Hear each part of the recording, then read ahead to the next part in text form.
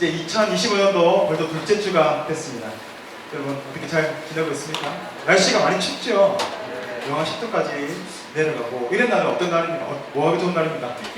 큐티하기 아주 좋은 날이에요. 밖에 나가지 말고 가만 앉아가지고 큐티하고 그러면 갑자기 은혜가 있습니다. 자, 시간 말씀 받겠습니다. 계속해서 우리 큐티 말씀을 가지고 말씀에 나누고 있습니다. 요한복음 2장 6절에서 10절까지의 말씀.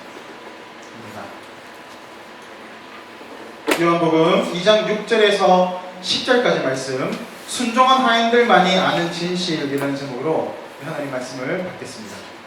요한복음 2장 6절에서 10절까지 말씀 교독하시겠습니다. 거기에 유대인이 정결 예식을 따라 두세 통 드는 돌 항아리 6이 놓였는지라. 예수께서 그들에게 이르시되 항아리에 물을 채우라 하신즉 아기까지 채우니 이제는 떠서 연회장에게 갖다 주라 하심에 갖다 주었더니 연회장은 물로 된 포도주를 맛보고도 어디서 났는지를 알지 못하되 물건 가인들은 알더라. 연회장이 신랑을 불러 같이 있습니다. 말하되 사람마다 먼저 좋은 포도주를 내고 취한 위에 낮은 것을 내거늘 그대는 지금까지 좋은 포도주를 부었도다 하니라. 아멘. 여러분, 새해가 이제 지나가고 이제 중반에 다가고 있습니다. 여러분, 지난주에 우리가 또 별단한 내용들도 있고, 여러분 잘 진행하고 있습니다. 잘 지켜가고 있습니다. 고개 끄덕끄덕 하는 분도 있고, 눈을 피하는 분도 있고, 그렇죠. 여러분, 작심 3일이라는 말이 있어요. 작심 3일은 3일 이후에 다시 하면 된다 이 뜻입니다. 아시겠죠? 그러니까 다시 실패했다, 나는 못했다 하시면 다시 시작하면 됩니다. 매주 제가 콜링할 테니까 다시 한번 큐티와 말씀과 예배와 은혜의 자리를 나눠 사모하는 우리 진설 청년 되기를 소망합니다. 여러분, 우리가 어떤 사람들은 이 결심을 아예 포기하는 사람이 있어요. 아예 그게 되겠나? 그리고 그냥 아예 시도를 안 하는 사람들도 있고, 하십시오. 해야 됩니다. 아니면 자꾸 인생의 정체가 아니라 후퇴해요. 그러니까 항상 내가 뭔가를 목표를 가지고 그래도 붙잡고 나가야 그래도 버틸 수 있어요. 그냥 아무것도 안 하면 버티는 게 아니라 자꾸 덧대됩니다. 그리고 나는 자꾸 실패합니다. 왜 그러냐고 하면 그런 사람들이 있어요. 너무 이 원대한 꿈과 계획을 막 가져요. 나는 기도를 하기 위해서 시간씩 하겠습니다. 힘들어요. 저희도 힘들어요. 알겠죠? 나는 30분 아니면 20분, 나는 너무 도저히 힘들어. 10분이라도 꼭 하나님 만나는 시간을 갖도록 하겠습니다. 작은 것부터 실천하는 그런 계획을 세우십시오. 한 가지 더 얘기를 하면, 여러분, 계획을 너무 디테일하게 세우는 계획도 그렇게 좋지는 않아요. 왜 그럴 줄 아세요? 우리가 계획을 세워요. 그리고 그것을 지켜나가기도 합니다. 그런데 사실 여러분, 우리의 삶에 여백의 미가 필요합니다. 여백의 미가 필요해요. 이게 무슨 말이냐고 하면요, 제가 목회를 해보면서 목사가 되고 또 어떤 일들 기획하고 뭔가 일을 추진해보면서 느낀 게 있어요. 저가 사실 성격이 되게 급하거든요. 제가 뭔가를 먼저 해야 돼. 그래야 속이 편한 스타일이에요. 그런데 제가 그렇게 가다 보니까 하나님의 인도하심과 괴리되는 것들을 너무 많이 느꼈어요. 그러니까 나는 이게 옳다고 생각해서 추진해 나갔어. 그런데 알고 보니까 하나님은 이쪽이 아니었던 거죠. 그런 것들을 너무 많이 느끼면서 하나님께 여백의 미를, 내 삶에 여백의 미를 드리면서 하나님의 자리를 좀 비워두자라고 해요. 그러면 하나님의 그 자리를 채워가시거든요. 그러면 그 자리가 맞아요. 때로는 느린 것 같아. 때로는 아무런 일이 진행되지 않은 것 같아요. 그런데 여러분, 1년 뒤로 쭉 작년을 돌아보고 또 재작년을 돌아보면 그래, 맞아. 하나님께 맡겨드렸던 그 순간이 가장 빠르고 가장 안전하고 가장 합당하다라는 것들을 참 많이 느끼거든요. 그러면서 저는 결단했어요. 내 삶의 여백의 미를 조금 많이 두자. 근데 여러분, 많이 두는 게 쉬울까요? 안 쉽습니다. 왜냐하면 자꾸 이래도 될까? 이런 마음이 들거든요. 뭔가를 해야 되지 않을까? 그런 조급함이 막 오거든요. 그것과 싸워야 하는 게 믿음입니다. 여러분, 우리 힐링 트립 간 것 작년 이맘때였죠. 우리 힐링 트립을 갔어요. 그 힐링 트립의 목표가 뭐였을까요? 목적, 힐링이에요. 힐링, 그렇죠? 힐링하는 트립이 여행이에요. 근데 사실 이 힐링이 힐링이 주된 목적이라기보다 결과물이에요. 사실 이 힐링 트립의 목적은 따로 있습니다. 이 여행을 하나님 앞에 맡겨드리는 거예요. 제가 이걸 처음에 시도했을 때 그 여러분의 반응이 참 기억이 나요. 임원들이 되게 난감했어요. 자, 힐링 트립의 이 방법은 그냥 놓아두는 겁니다. 하나님 맡겨드리는 겁니다. 준비하지 마세요. 그랬더니 임원들이 막 발을 동동거리면서 그래도 목사님 뭔가 해야 되지 않을까요? 뭐 장사라도 좀 해야 되지 않을까요? 어디 가야 되는 거 뭐 식당이라도 섭외해야 되지 않을까요? 조급해했어요. 놔둬라. 그냥 하나님께 맡기는 거예요. 그리고 갔어요. 저는 그게 아직 기억나요. 그러면서 이제 갔더니 뭐 계획이 없잖아요. 그러니까 어떤 사람들은 불만이 나오기 시작하고 어떤 사람들은 이게 뭐냐고 뭐 해야 되는 거 아니냐고 막 찾기 시작하는 거예요. 여러분 그걸 보면서 여러분 인생에서 여러분의 삶을 맡겨드리는 게 얼마나 어려운지를 발견하기를 원했어요. 우리가 초등학교 때부터 말씀 듣잖아요. 우리가 하나님을 어떻게 해야 됩니까? 의지해야 되잖아요. 하나님을 의지하고 내 삶을 맡겨드려야 됩니다. 우리가 너무 잘 알아. 그런데 그렇게 살아가는 게 쉽지 않아요. 훈련되지 않으면 절대 할 수가 없어. 여러분 인생을 맡긴다고 웃기는 소리 하지 마세요. 여러분 힐링 트립은 여행이잖아. 아무것도 안 해도 되는 거잖아. 그거 하나 여러분 못 맡겼잖아요. 그렇지 않아요? 내가 점심 뭐 먹지? 거기에도 우리가 계획 없이 간 거예요. 그거 하나 못 맡겨. 그게 바로 우리의 실력이거든요. 근데 여러분 삶을 맡긴다? 여러분의 인생을 맡긴다? 나의 시간을 맡긴다? 나의 인생을 맡기는 것 자체가 정말 쉽지 않다라는 겁니다. 그래서 올해 여름에는 힐링 트립을 한번 더 가려고 그래요. 힐링 트립인 제주를 꿈꾸고 있습니다. 우리 같이 기도하면서 제주도에서 하나님의 인도하심을 우리가 한번 누려보는 그런 시간이 되었으면 좋겠고 기대하시기 바랍니다. 하나님이 어떻게 인도하실지를 우리가 잘 바라보면서 찾아가다 보면 와, 하나님의 세밀하심을 너무너무 많이 느낄 수가 있어요.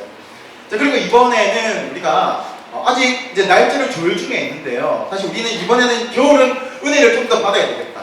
은혜를 많이 받아서 그래야 우리 여름에 힐링 트립을 갈 때 그 은혜를 가지고 조금 더 힐링을 할 수 있지 않겠습니까? 그런 은혜를 준비하는 그런 시간을 갖기 위해서 우리가 이번에 수양회를 준비하려고 합니다. 은혜를 많이 받는 그런 시간이 되었으면 좋겠어요. 우리가 하나님의 인도하심을 자꾸 받잖아요. 그러면 두렵지만 그것을 자꾸 극복해내고 그것을 이겨내고 싸워내다 보면 나중에 하나님이 응답을 우리가 경험하게 돼요. 그러면 그런 응답들이 하나 쌓이고 2개 쌓이고 3개가 쌓이고 10개가 쌓였어. 그러면 이전보다 훨씬 담대한 마음이 듭니다. 하나님은 책임져 주실 건데 하나님께 맡겨드리지. 그게 되는 거예요. 근데 그렇게 맡겨드리는 시도 자체를 못해요. 그러면 계속 어떻게 될까요? 내 인생이 쭈그러들기 시작하는 겁니다. 그 자꾸 내 힘으로 막 어떻게 살아보려고 인상을 쓰면서 주님에 생기기 시작하는 거예요. 그렇게 늙는 거예요, 여러분. 근데 맡겨. 하나님한테 맡기면 되지만 그런 시도들을 많이 하다 보면 하나님 우리에게 담대함을 주시는 거예요. 그런데 그렇게 담대한 마음, 믿음으로 살아가지 못하게 된다라고 하면 어떻게 될까요? 결국엔 자기 힘으로 살아가다 보면 내가 감당할 수 없는 문제가 너무너무 많거든요. 그렇죠? 고개 끄덕끄덕 사람은 있어요. 몇 살 별로 안 됐는데 시험에 떨어졌구나. 그래, 내 힘대로 잘 안 되는 부분들이 너무너무 많아요. 그런데 그런 문제들이 우리가 하나님께 맡겨드리면서 해결을 받으면서 담대함을 얻어가면 되는데 자꾸 하다 보면 이런 문제들이 자꾸 쌓이잖아요. 그러면 나에게 무력감이 찾아오기 시작합니다. 무력감 그러다가 나중에는 이 무력감이 자꾸 쌓이다 보면은 나중에는 그게 자신의 실력이 됩니다. 그래서 이런 학습된 무력감이라는 심리학 용어가 있어요. 학습된 무력감. 이것은 피할 수 없는 어떤 부정적인 자극에 대해서 반복적으로 우리가 노출되게 될 때 그 노출을 거부감 없이 받아들이는 거예요. 이런 거죠. 또 실패했네. 또 안 되네. 시험에 또 떨어졌네. 또 관계에서 또 어그러졌네. 내가 또 뭔가를 실패했네. 그런 게 자꾸 쌓이다 보면 자꾸 반복적으로 이런 학습된 이 무력감이 찾아오기 시작합니다. 여기 자꾸 쌓이다 보면 어떻게 되는가? 나는 안 돼. 그래, 시도해 볼 필요가 없지. 또 계획했지만 또 안 될 거 아예 안 할래. 그게 어떤 거예요? 상처고 이번엔 무력감이거든요. 그게 자꾸 쌓이다 보면 어떻게 될까요? 인생이 자꾸 무너져가기 시작합니다. 어떤 사람은 문제 앞에서 그 문제를 헤쳐나가려고 하는 사람들이 있고, 어떤 사람은 이처럼 무력감에 회피하고 도망가고 쓰러져 주지 않는 사람이 있습니다. 인류 인생이 있어요. 인류 인생. 우리 잘 아는 인생이죠. 그렇다면 여러분, 삼류 인생은 어떤 사람을 삼류 인생이라고 할까요? 돈도 잘 못 벌고, 학벌도 좋지 않고, 얼굴도 망가져 있고, 몸매도 망가지고, 그게 삼류 인생일까요? 아니에요. 삼류 인생은 내가 자기가 결정하는 거예요. 내가 삼류 인생이다 생각하면 그게 삼류 인생이 되는 거예요. 자기가 자기 자신을 삼류로 평가하고 그냥 주저앉아 버리는 거예요. 나는 이거밖에 안 돼. 이게 내 수준이야. 그렇게 자신을 깔아뭉개고 그렇게 자신을 평가절하하는 인생, 그 사람을 삼류 인생이라고 합니다. 여러분, 하나님을 바라보고 하나님께 날마다 공급받아서 헤쳐나가는 사람들이 있습니다. 사람들에게 사랑받는 사람의 특징이 뭔 줄 아세요? 사랑 많이 받는 사람의 특징들이 있어요. 보면 그 사람들은 공이 이런 마음이 있어요. 자기가 자기 자신을 사랑할 줄 알아요. 자기 자신을 꾸밀 줄 알고 자기 자신에게 투자할 줄 압니다. 여러분, 지금 여러분의 나이에는 사실 저축할 때가 아니에요. 청년들 얘기 들어보면 뭐 돈을 많이 저축했대. 답답해. 여러분, 그 돈을 지금 저축할 때가 아니라 여러분이 왜 자꾸 투자해야 돼요? 뭔가를 배우고 뭔가를 시도하고 또 꾸미기도 하고 또 운동도 하고 그렇게 자꾸 자신을 위해서 투자하고 그렇게 자신을 갈고 닦아야 하는 시기입니다. 자꾸 적응만 해요. 이자도 좋지도 않잖아. 안 그래요? 지금 여러분은 20대는 특히 80% 이상을 여러분의 삶을 위해서 투자해야 합니다. 30대는요 60%, 70%까지는 여러분의 삶을 위해 자꾸 투자해야 돼요. 마사지도 좀 받고, 네? 운동도 좀 하고, 지방 흡입도 좀 하고. 근데 여러분, 사실 중요한 거는요, 외적인 어떤 가꿈도 물론 중요합니다. 자기 자신을 사랑하는 방법이에요. 그런데 더 중요한 거, 나의 내면의 힘을 길러가는 것들이 훨씬 중요해요. 내면의 힘이 강한 사람은 어떤 일을 맡겨도 해나가거든요. 근데 내가 자존감이 약해. 그러면 못해요. 내가 저번에 실패했는데 무서워요. 맡기지를 못하겠어. 뭐 하자 그러면 못한대. 그 왜 그럴까요? 내가 내 자신을 평가 잘하게, 나는 이거밖에 안 되는 사람이니까 나는 그거 감당 못한다고 하는 거예요. 나는 피곤한 사람이니까, 나는 그래서 피곤하니까 나는 이 정도까지만 내 수준이니까 더 이상 뭐 일을 못합니다. 그게 자기 수준이 되는 거예요. 그러면 그 사람의 수준만큼, 자기가 결정하는 그 수준만큼 살아가게 됩니다. 근데 어떤 사람은요, 제가 하겠습니다. 갈렙 같은 사람 있잖아요. 제가 여기 있습니다. 나를 사용해 주십시오. 이 사회같이 제가 여기 있습니다. 주님, 나를 사용해 주십시오 하는 그 사람을 하나님은 그 사람에게 힘을 주지 않겠습니다. 하나님은 그런 사람을 찾고 계시거든요. 자기가 자신을 사랑할 줄 아는 사람은 바로 그렇게 자신의 인생을 위해서 도전하고 투자하고 자꾸 그렇게 훈련의 자리로 나아가는 사람, 그 사람을 하나님이 쓰시는 거예요. 여러분, 하나님이 쓰시는 사람 다 보세요. 전부 다 이런 사람입니다. 전부 저는 안 되겠어, 못하겠어 하고 그냥 주저앉는 사람이 아니에요. 그럼에도 불구하고 주님 명하시면 나아가겠습니다 하는 사람들을 다 사용하셨습니다. 여러분, 쓰임받고 싶지 않습니다. 쓰임받기 싫어요. 그냥 이렇게 살다가 죽고 싶어요. 요즘에 그렇더라고요. 2025년 트렌드를 보니까 이제 청년들의 심리가 그렇대요. 새로운 도전을 싫어한다. 그래요, 여러분. 새로운 걸 하면 이제는 새로운 거 말고요, 그냥 안주하는 생활이 좋아요. 여기가 좋사오니 여기에 초막셋을 찍고 이렇게 삽시다. 그거 원하고 있다고 하더라고요. 지금 여러분, 그렇게 우리가 살아가면 지금은 좋을지 몰라요. 그렇지만 이후에 남는 것이 하나도 없습니다. 지금은 여러분을 위해서 계속 투자하고 훈련하고 양육받고 그렇게 자꾸 채워가야 하는 시기라는 거예요. 그런 사람은 어떻겠습니까? 무력감을 찾아올까요? 찾아오지 않아요. 왜냐하면 하나님 그런 사람을 쓰시고 능력을 주시니까 그 사람들은 헤쳐나갈 수 있고 전진하고 뚫고 나아갈 수 있는 힘을 주시거든요. 그런 사람을 하나님 사용하시는 거예요. 그런 사람은 결혼을 잘할까요? 못할까요? 잘해요. 그런 사람 빨리 품절이 돼요. 제가 좀 그랬어요. 제가 29살 제가 결혼했거든요. 우리 간사님은 보니까 28살이에요. 잘 나가셨어요. 자, 일찍, 이제 이 이성에게 아주 이 좋은 어필이 될 수 있어요. 근데 여러분, 결혼에 대해서 이야기하려고 이야기를 한 거예요. 여러분, 우리가 결혼을 하게 되면 대충 준비할까요? 아니면 엄청 꼼꼼하게 준비할까요? 제가 이번에 이제 2월달에 태훈 형제가 결혼을 합니다. 이미 지금 결혼하기 전에 이미 집을 다 해놓고 다 채워놨어. 그치? 그리고 이 청첩장도 2달 전부터 주더라고요. 쿠키를 막 만들어가지고 이쁘게 한번 만들었어요.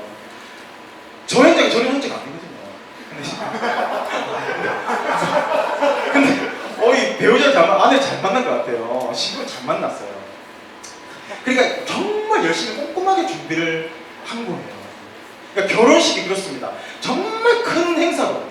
그래서 사일집도 미리 봐야 되고, 물이 잘 나오는지, 전기는 잘 들어오는 건지, 우풍은 없는지 다 확인해요. 교통은 좋은지 다 확인하죠. 그 여자들은 뭐합니까? 채워야 되잖아요. 어떤 가구가 좋을까? 김치 막 넣고, TV 벽걸이 TV 넣고, 스타일러도 넣고 막 그러잖아요. 요새는 필수가 건조기, 그죠? 같이 붙어 있는 거. 그런 거 막 집어넣는 거예요. 그렇게 다 준비를 합니다. 그렇게 해서 사람들을 초청하고 또 음식을 대접하고 결혼식장을 예약하고 하는 꼼꼼한 준비들이 다 있어요. 근데 지금은 예전에 비하면 훨씬 더 간소화되어 있어요. 미니 웨딩이라고 해가지고 아예 초청도 안 하기도 하고 하잖아요. 목사님도 와가지고 기도만 하고 가라고, 그냥 필요 없다고 그러거든요. 그런 시대예요. 근데 있잖아요, 과거에 결혼식은 정말 큰 행사였어요. 그러니까 우리나라가 또 특히 체면 문화가 강한 민족이잖아요. 그러니까 체면을 차리기 위해서는 좋은 것을 막 대접을 하는 겁니다. 그래서 우리가 체면을 막 살린다고 그러죠. 그렇게 결혼식 하나 준비하는 것도 엄청나게 준비를 합니다. 그런데 여러분, 제가 이 문헌을 보니까 이 팔레스타인 지방의 이 결혼 문화는 우리의 체면 문화를 훨씬 더 능가합니다. 결혼식을 하루만 하는 게 아니에요. 이 지방의 결혼식은 보통 일주일이에요. 일주일 매일 노력하고요. 조금 살아. 조금 괜찮은 집안이야. 그러면 2주까지 결혼식 축제를 계속 하는 겁니다. 그러니까 음식을 얼마나 많이 준비하겠어요. 그쵸?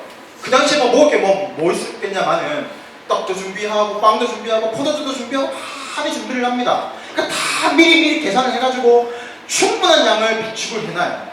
그 결혼식이 오늘 우리가 읽었던 가나 혼인잔치의 이야기입니다. 그러니까 예수님께서 여기에 초청이 되셨어요. 예수님의 어머니 마리아도 초청받았고, 예수님과 그의 제자들도 초청을 받아서 그곳에 갔습니다. 거기에서 축제를 즐기고 있는데 문제가 생기는 거죠. 포도주가 떨어졌다라고 하는 겁니다.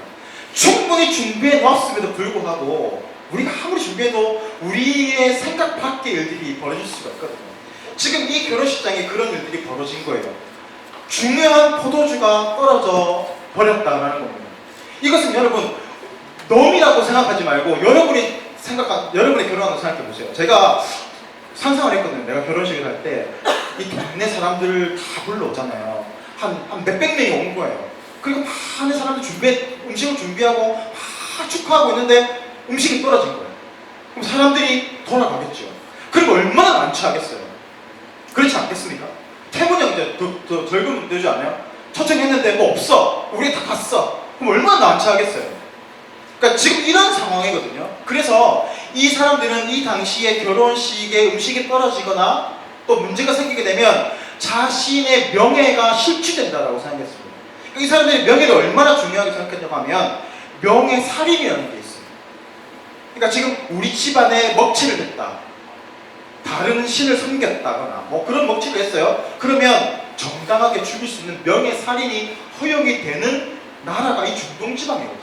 그만큼 명예라는 것이 중요한 가치였는데 이 가나 결혼식장에 이 음식이 떨어져서 이 기쁨의 잔치가 갑자기 썰렁하게 된 거예요. 그 상황이 얼마나 난감하겠습니까? 그 상황에서 예수님의 어머니 마리아가 이 소식을 듣고 예수님에게로 달려갑니다. 그럼 이것을 구합니다. 이 문제는 어떻게 해야 되겠습니까? 예수님한테 도와달라고 이야기를 하는 거예요.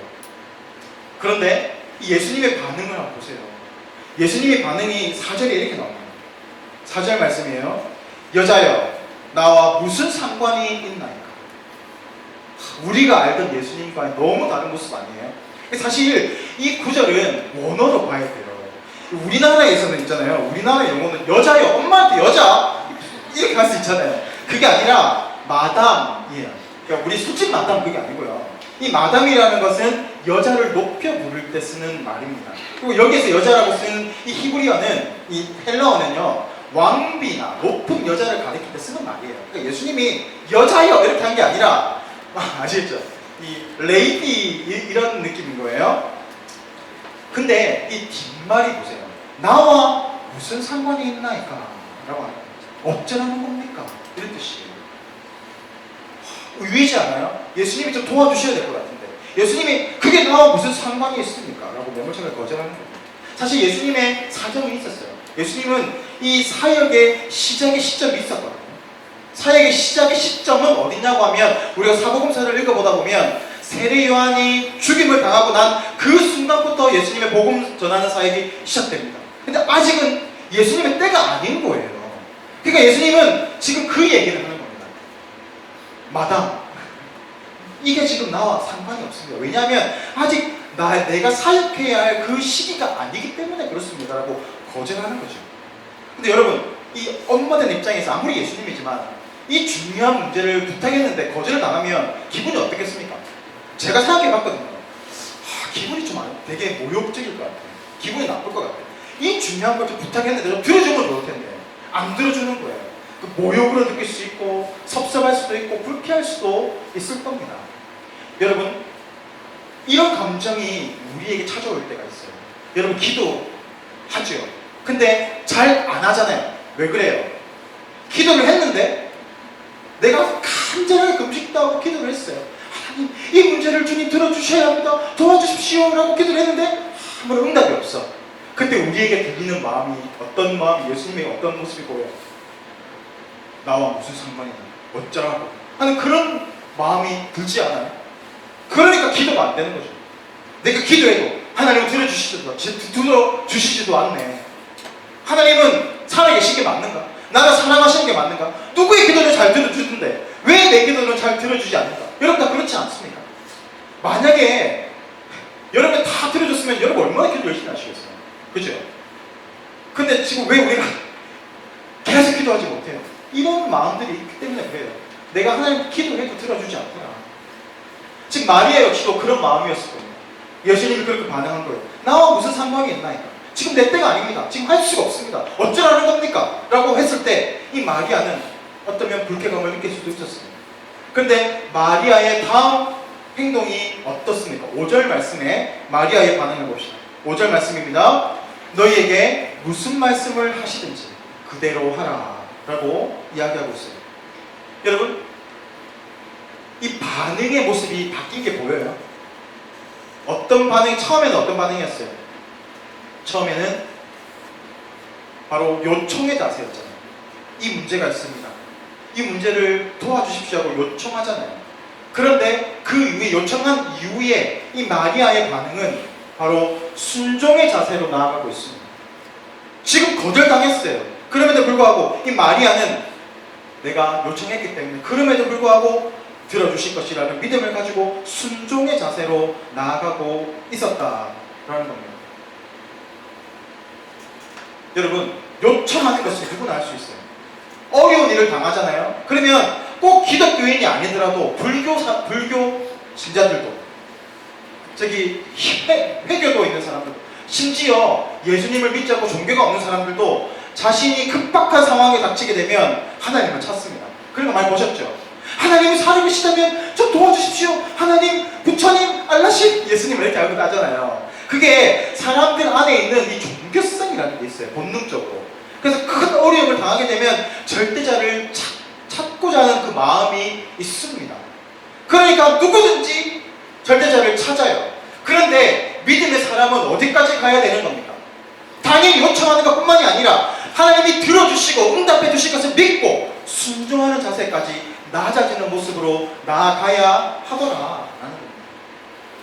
그렇게 나아갈 때 하나님께서 어떻게 역사하시는지 오늘 우리가 본문을 통해서 바라보게 되는데요. 하인들이 이 마리아의 명령을 듣고 어떻게 합니까? 그 돌 항아리에다가 물을 붓기 시작합니다. 근데 여러분 생각해 보세요. 하인들이 지금 이 상황을 다 알고 있었어요. 왜냐하면 그들이 포도주를 떠서 나르는 역할을 했기 때문에 그들이 포도주가 없다는 걸 알고 있었습니다. 그런데 지금 말도 안 되는 명령을 하고 있는 거예요. 물을 갖다 부으라는 겁니다. 물을 붓는 건 쉽죠. 근데 그 다음이 힘든 거예요.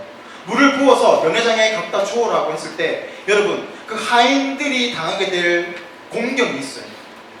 생각해 보십시오. 물을 가서 포도주 잔에다가 담게 되면 어떤 일이 발생할까요? 사람들이 컴플레인이 들어오지 않겠습니까? 이 뭐 하는 거냐고 지금. 그래서 확 하겠죠. 그러면 이 하인들이 공격을 당할 수가 있습니다. 그런데 어쩔 수 없이 시키니까 어쩔 수 없이 물을 갖다 붓습니다. 그런데 어떤 일이 벌어진 거예요? 오늘 성경을 보니까 물이 변하여서 극상품 포도주가 되었다.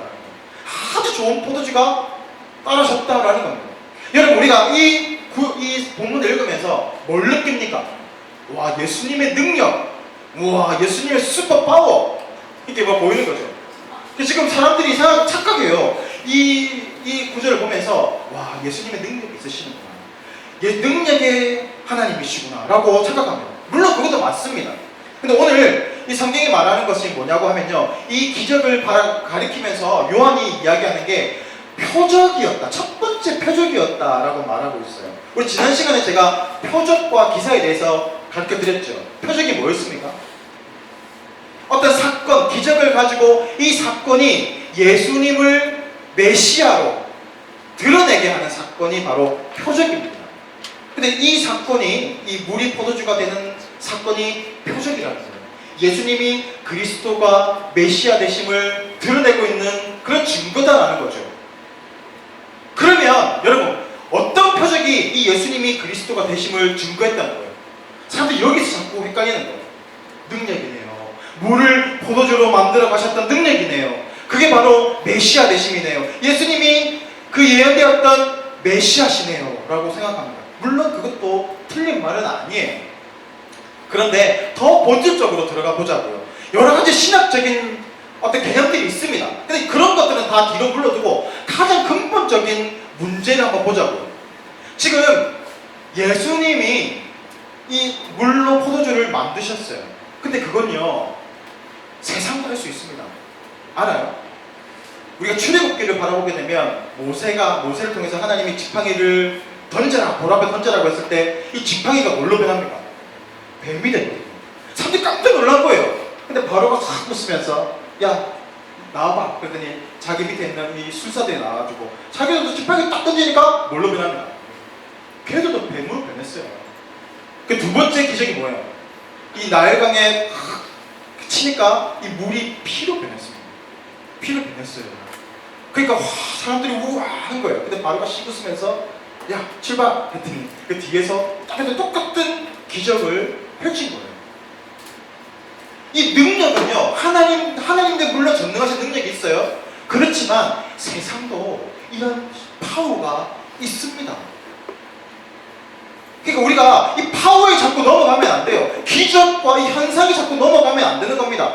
뭘 봐야 되는 겁니까? 근본적으로 봐야 되는 부분들이 있어요. 하나님은 전지전능하신 능력이 있습니다. 그러나 진짜 하나님 되심의 가장 큰 증거가 여러분 뭐라고 생각하십니까?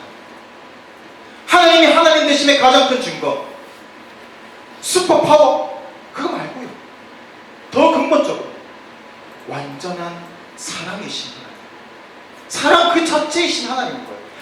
여러분 부모님 있어요? 여러분의 부모님이 돈이 많고 권세가 있어서 여러분의 부모님입니까? 여러분의 부모님의 가장 큰 증거는 뭐죠? 여러분을 누구보다 사랑하는 거 아닙니까?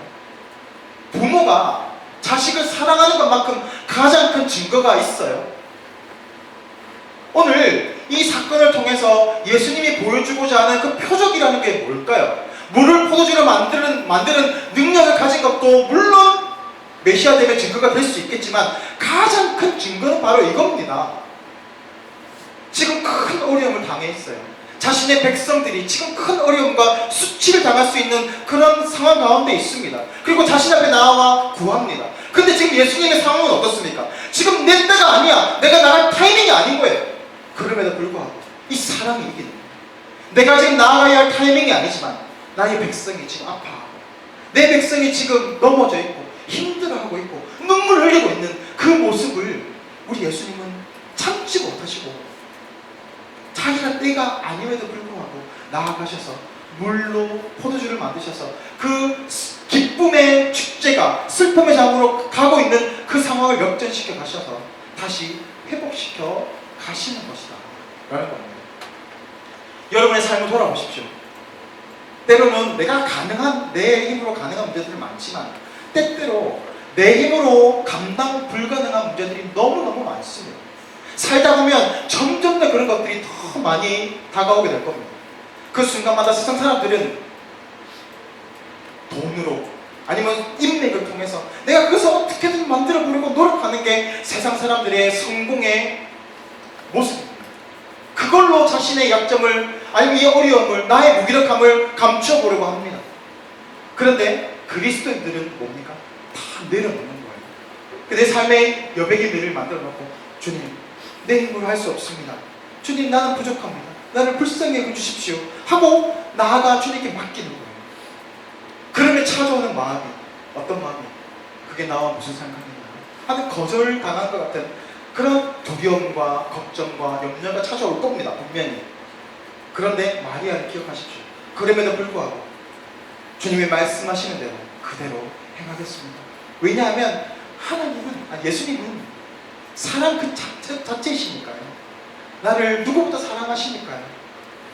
그래서 어떤 상황을 초월해서라도 나를 위해서 일하시는 분이시니까요. 그 가장 큰 증거가 무엇입니까? 죄악 가운데 죽을 수밖에 없었던 우리를 위해서 이 땅에 우리 인간의 모습을 오셔서 처참하게 죽으심으로 우리의 죄의 이 모습을, 죄의 이 값을 다 치러내셨던 것 아니겠습니까? 여러분, 삶의 어려운 문제마다, 고비마다 우리가 이 말씀을 기억하면서 신실하신 주님, 주님께 모든 것을 맡겨드리는 그런 우리 진서 청년들 되시기를 주님의 이름으로 축복합니다. 기도하겠습니다. 하나님 아버지,